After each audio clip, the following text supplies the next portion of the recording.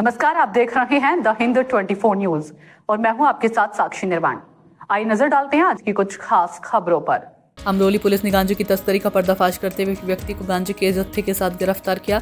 जानकारी के अनुसार पुलिस को हाउसिंग क्षेत्र में एक संदिग्ध व्यक्ति के आने की सूचना मिली थी। कार्रवाई करते हुए पुलिस ने मौके से 26 किलो गांजा बरामद किया। पुलिस जांच में सामने आया कि ओडिशा से ट्रेन के जरिए सूरत में गांजे की हेराफेरी की जा रही थी। आरोपी वीरेंद्र गुप्ता सनातन प्रधान से गांजे का जत्था मंगवाता था। अमरोली पुलिस ने मौके से गांजा, मोबाइल और नकद रकम जब्त कर आगे की जांच शुरू कर दी है। राज्यના માનનીય ગૃહ રાજ્યમંત્રીશ્રીના સૂચનાના આધારે નો ડ્રગ્સ ઇન સુરત અભિયાન હેઠળ માનનીય પોલીસ કમિશનર શ્રી ગેહલોત સરના માર્ગદર્શન હેઠળ અમરોલી પોલીસ સ્ટેશન વિસ્તારમાં ડ્રગ્સ મુક્ત કરવાની કામગીરી ચાલી રહેલ છે। બાતમીના આધારે અમરોલી પોલીસ દ્વારા ગુજરાત હાઉસિંગ બોર્ડ ખાતે રેડ કરવામાં આવેલી, જ્યાં વિરેન્દ્ર ગુપ્તા નામના વ્યક્તિના ઘરેથી 26.37 કેજી ગાંજો મળી આવેલ, જેની બજાર કિંમત 2,63,000 જેટલી થાય છે।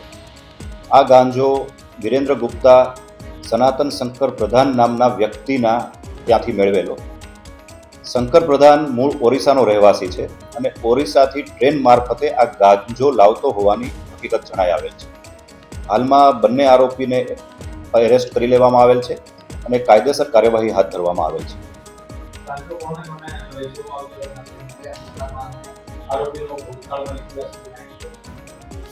આરોપી અગાઉ કોઈ ગુનામાં પકડાયેલ હોય તે પ્રકારની હકીકત જણાયેલ નથી। છેલ્લા 2 માસથી ગાંજા વેચાણની પ્રવૃત્તિ ચાલતી હોવાનું ઇન્વેસ્ટિગેશન દરમિયાન જાણવા મળેલ છે। અમરોલી વિસ્તારમાં આસપાસમાં છૂટક ગાંજાનું વેચાણ કરવા માટે આ ગાંજો લાવવામાં આવે। છેલ્લા 2 માસમાં લગભગ બીજી વખત આ ગાંજો ઓરિસ્સાથી મંગાવવામાં આવેલ છે, તે પ્રકારનું ઇન્વેસ્ટિગેશન દરમિયાન જાણવા મળેલ છે। વિરેન્દ્ર ગુપ્તા નામના વ્યક્તિની જે ધરપકડ છે તે ગુજરાત હાઉસિંગ બોર્ડ ખાતેથી કરવામાં આવેલ છે। સનાતન શંકર પ્રસાદ નામનો જે વ્યક્તિ છે, જે ઓરિસ્સાનો છે, તેને પણ સુરતના જ એક વિસ્તારમાંથી પોલીસ દ્વારા હાલમાં અરેસ્ટ કરવામાં આવેલ છે। देखते रहिए द हिंद 24 न्यूज।